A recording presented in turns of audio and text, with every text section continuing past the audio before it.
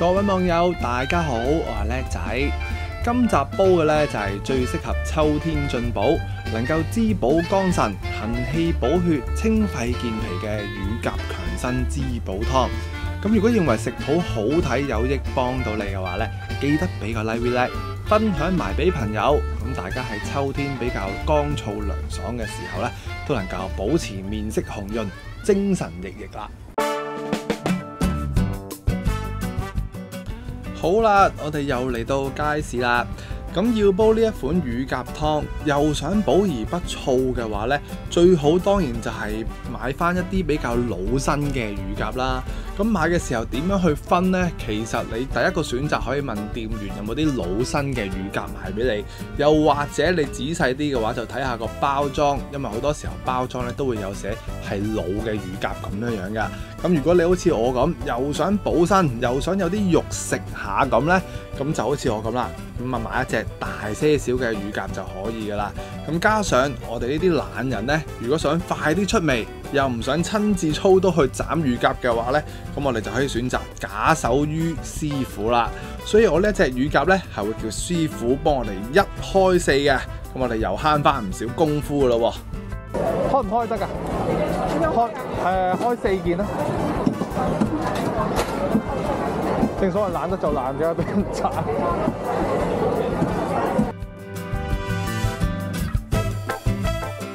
唔該晒，唔該晒。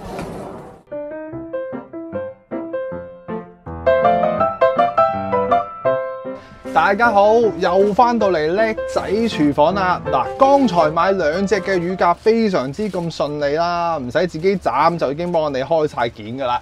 咁點解呢啲咁秋冬嘅時候會食乳鴿呢？其實咧，乳鴿咧個性質咧就好好嘅，因為佢個性味咧就係溫平，即係暖身用嘅。咁同埋咧，佢亦都係一啲補血、養血、益血嘅一個動物啦。咁如果你係體虛啊，成日頭暈啊，中氣唔夠啊，想補肝腎啊、益氣血咧，食乳鴿咧都係一個唔錯嘅選擇嚟嘅。咁就唔講咁多，我哋先處理咗呢啲乳鴿先。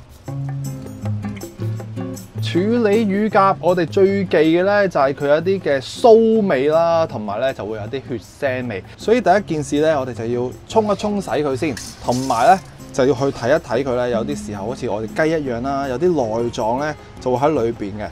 咁啊最好咧就將佢啲內臟啊，你覺得佢污糟嘅嘢，我哋都揀咗佢出嚟。嗱，咁我就會先沖一沖佢先。沖完水之後，我哋咧就要睇下佢有冇啲內臟。將佢所有夾住喺啲骨啊、胸骨裏邊嘅所有內臟咧，都搣走咗佢先，即係好似呢啲咁啊，呢啲咁嘅位，我哋咪搣走佢咯。呢度有個心喺度啦，咁有啲人就會留翻嚟去食啦。咁我對內臟咧就麻麻地嘅。OK，搣走晒啲乳鴿內臟之後，呢個時候我哋要較翻一大盤水，咁啊越係厚越好啦，因為我哋做翻啲水壓，咁我哋要開翻一啲鹽水，要大量嘅鹽啊，大概係6至到8茶匙左右啦。咁你可能覺得，喂，做咩落咁多鹽落去咧？要嚟解凍定係咩咧？咁其實呢啲鹽有咩作用咧？就係怕佢啲血腥啊、啲臊味喺裏邊。所以同埋咧，我哋食乳鴿咧，有少少淡淡嘅鹹味咧，佢食起嚟咧，一嚟好食啲啦，有啲味啦。咁同埋一樣嘢就可以順手醃鹹佢，咁所以你咪更加好食咯。同埋鹹有咩用咧？又可以加強一啲聚火嘅功效啦。咁我哋就先浸咗佢先啦。浸好咗乳鴿之後，就要講翻我哋煲湯之前嘅準備啦。咁呢度咧分別就有大概係，如果你用一個飯碗仔嚟計咧，就稱佢大概7、8成滿嘅綠豆。係啦，咁呢啲綠豆有咩用咧？大家好熟悉啦，清熱解毒、利水又排到毒。健脾之餘又可以化濕啊，即係可以去水腫啊咁樣嘅。咁啊，你個份量唔夠咧，就好難做到個效果。所以咧，我哋今次會俾多啲嘅。咁用嘅時候，當然就要一早浸佢啦。浸幾耐到咧？起碼 over 3個鐘頭以上啊！嗱，而家我浸咗2個鐘頭到嘅啫。咁都去到一個硬硬地嘅狀態。咁如果你唔早作準備嘅話咧，你真係有排煲先煲得佢爆豆嘅。OK 嗱，所以一早記得浸多啲豆，俾多啲水去浸啦。咁啊，綠豆偏向寒啲啦，一嚟可以抵消翻乳鴿嘅溫性啦，同埋咧我哋想加強一啲功效咧，我今次就會落翻一大塊嘅果皮嘅，又係理氣化痰啦咁樣樣，咁啊連水一齊落去。咁啊期間等佢再浸腍啲嘅時候咧，我哋啲皮囊最好就刮咗佢，就以防止佢嘅苦澀嘅味道啦。需要長時間浸泡嘅都準備好咧，跟住就到養顏三寶啦。咁呢三寶就大家都好熟啦，都唔使話多講啦。嗱，我哋要明目嘅就俾翻些少嘅杞子，千祈唔好咁貪心，大概係真係少少好啦。因為咧太過多有一定嘅毒性啦。咁我哋想佢面色紅潤，面色紅潤我哋記得俾翻幾粒嘅紅棗啦。嗱，如果大家怕上火啊燥嘅話咧，就唔使話加都 OK 嘅。但係如果你話想佢攞翻啲甜味啊、行氣活血好啲，咪加翻幾粒咯。用嘅時候記得就係搣咗中間嗰粒心啦，又或者買一啲已經係去除咗心嘅一啲紅棗啦。跟住我哋想佢安神啲、好瞓啲，我哋咪加翻些少嘅圓肉咯，即係荔枝肉啦。嗱，咁啊大概真係少少到，求其攞嘅啫。係啦，隨心而發啦。咁呢三款大家都好熟悉嘅養顏三寶，又已經係準備好咯喎。咁我哋咧想佢冇咁寒啊嘛，暖身啲。我哋煲湯嘅時候又會俾翻2、3塊喎。咁我哋出水嘅時候咧，又要俾翻2、3塊喎，可以驅除佢啲臊味啊嘛。咁我哋咧就輕輕切翻些少啊，6、7塊都 OK 啦，掂晒。養顏三寶加埋呢2隻嘅乳鴿咧，就一定唔夠甜嘅。如果你想煲湯好飲嘅話咧，即係有啲肉味嘅話咧，一定要加翻一大件嘅瘦肉落去啦。咁煲出嚟咧就會甜好多噶啦。咁呢度咧大概係1斤到嘅瘦肉咁樣啦。切嘅時候咧就唔使話切得太過大粒啊，因為煲嘅時間咧我就唔會話煲得太耐嘅。如果你去煲到2個鐘頭啊、3個鐘頭咁，你就可以切翻大嚿些少，好似雞件咁大嚿咁啊，咁啊方便啲出味。咁啊夠料啦，瘦肉都切埋，秘密武器又出場啦，亦都係一個聞風喪膽嘅食材，佢就係咩呢？鮮淮山啊，咁啊老虎蟹都第一時間戴翻個手套先啦。咁啊有啲網友問咧，如果唔用新鮮又怕敏感，仲有啲咩選擇呢？其實嚟講咧，日本嘅大和戶啊，即係比佢更加粗身嘅日本淮山咧，個敏感指數咧，即係小弟嘅經驗嚟講咧，就唔會話比大陸嘅淮山咧咁痕嘅喎，呢個真係事實嚟嘅。咁啊，大家如果好擔心佢好痕嘅，不妨就試下大和戶啦。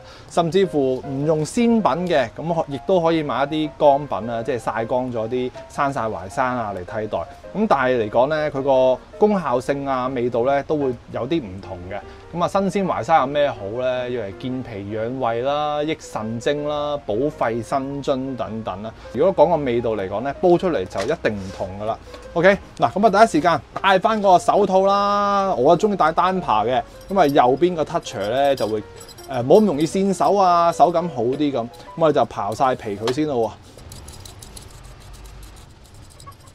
好快刨好晒皮之後，又洗咗個砧板咧，你會見到佢已經開始咧有啲黃噶啦，所以我拍嘢就冇辦法啦。咁大家咧逢係做呢一個淮山嘅時候咧，就要快手啲同埋小心啲佢跣刀啦。咁第一時間切嘅時候，準備翻煲水，有機會嘅話滴多2滴醋，咁佢 keep 個顏色咧就會更加白淨。咁切嘅時候，我自己會切翻啲不大不細 size。冇火湯嚟講咧，你可以切得大嚿啲都無妨嘅，驚佢煲散嘅啫。咁我哋求其切啦。嗱，咁啊小心啲，最緊要夠快手，唔好話太細粒，寧願大粒都唔好太細粒就 OK 啦。淮山都切埋，咁你會見到咧，而家嘅乳鴿咧啲血水都會滲咗出嚟。咁啊，亦都係因為我哋重鹽水嘅好處啦，同埋咧就係佢會入咗啲鹽味落去啊。呢個時候我哋都輕輕沖一沖佢先啦。煲湯用嘅乳鴿有乜嘢需要我哋留意呢？嗱，有啲嘢我哋唔要嘅。咁我哋首先第一時間咧攞翻個pan出嚟先。咁呢個pan有咩用呢？就係驚啲嘢咧就周圍走咗去，咁啊彈到周圍都係咧，咁就好撈教噶啦。咁你都唔想炒一飯上面會有啲指甲喺度，係咪？嗱，咁我哋第一時間呢啲指甲咧，我哋就唔要啊，即係鳳爪呢啲位唔要啦。咁啊，睇下你中意點剪。有啲又好講究嘅咧，就話啲指甲咧就一定要打斜切，咁樣咧佢哋啲油份就唔會出咗出嚟咁樣，即係呢個指甲啦。咁啊打斜咁去剪埋去，咁啊好靚咁剪咗出去。咁啲油份就相傳就話唔會流出嚟咁樣啦。剪完指甲之後，仲有啲乜嘢要留意咧？佢個 pat pat。因為佢個 pat pat 咧就係尖尖地呢個位啊，如果你攞埋落去咧就會酥噶啦。咁呢個攀有咩好處咧？就可以見到晒啲指甲，唔會話彈到周圍都係咯。嗱，咁呢啲就係守門啦。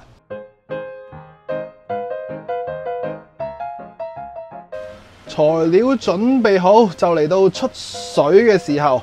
咁出水咧，我哋要分開個次序。第一件事，我哋就會煲咗啲薑先啦。係啊，咁啊喺凍水嘅時候咧，我已經落定啲薑啊。因為呢次啲乳鴿唔係講笑，我哋想辟去佢啲臊味啊嘛。嗱，次序係我哋係會烚咗個比較係冇咁血腥嘅嘢，即係瘦肉會出咗水先嘅。瘦肉出完水，跟手我哋要加強去臊嘅效果。我會加翻些少嘅花雕落去啊，係啦，咁啊幾滴 OK 啊，咁啊唔好以為呢支係玫瑰露啊，咁啊有啲誤導成分嘅啦。OK， 嗱，咁我哋就會將佢出埋水嘅，咁樣就可以殺埋佢啲臊味咧，差好遠噶啦。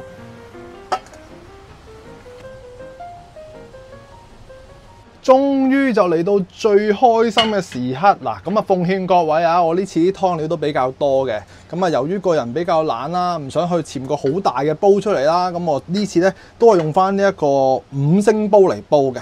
想去煲得好睇啲嘅話咧，我會分開個次序啦。嗱，咁呢啲比較實淨嘅放翻喺底，因為咧乳鴿嚟講咧，我想揾翻佢出嚟啊，所以咧盡可能咧都唔會壓住佢，咁啊一左一右咁樣樣整齊啲咁樣樣就會容易啲揾翻佢出嚟咁樣樣啦。同埋記得一定盡可能用大煲啊。咁我哋除咗杞子之外咧，所有材料咧都可以倒晒落去一次過煲噶啦。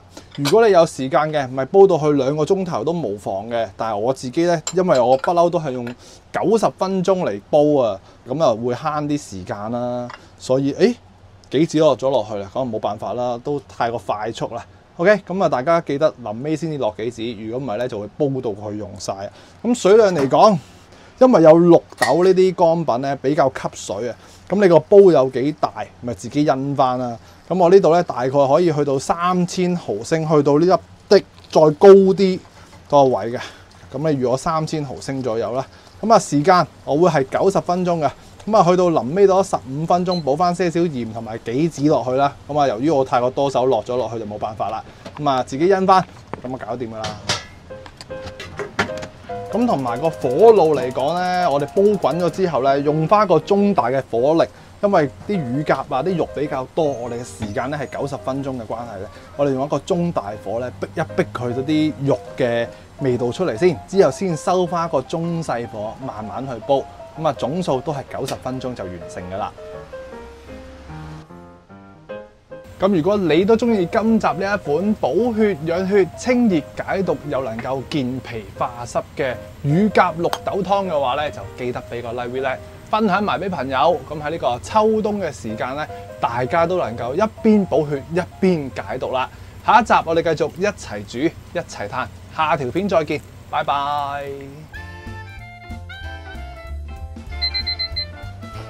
足足90分鐘之後嘅狀態啊，嗱都算係叫做唔算係太過長時間嘅湯啦，90分鐘就已經做到啦。咁其實好多人咧都會煲呢個乳鴿咧，煲2個鐘頭以上嘅。咁啊，真係睇下有冇咁嘅需要啦。大家咧都會望到而家個顏色咧夠唔夠濃郁啊？我自己咧就覺得真係好濃好濃，你會聞到好甜嘅肉味啊，應該咁講啊。嗱，咁我呢一度咧，足夠嘅材料煲出嚟就一定唔會唔夠火爐啊，唔夠味咁啦。咁啊又有乳鴿食，又有湯飲，咁就好開心噶啦。咁呢啖湯你睇下，就咁停一停咧，啱啱撥一撥佢咧，大家見唔見到啱都想起味啊！直情，哇，真係不得了。咁其實如果你話一煲湯煲嚟講，咁啊一定過8蚊啦。因為百零蚊有湯食又有餸食，咁啲乳鴿咧都唔會話酥噶啦，落翻些少豉油咁啊，分上岸曬，咁啊包保唔會有酥味啦。咁啊，希望大家中意今集呢一個湯水啦，又可以補血，又可以解毒嚇，啱晒呢個秋冬噶啦。咁我哋下集再見啦，拜拜啦！哇，真係濃到不得了，哇，好好飲，好好飲。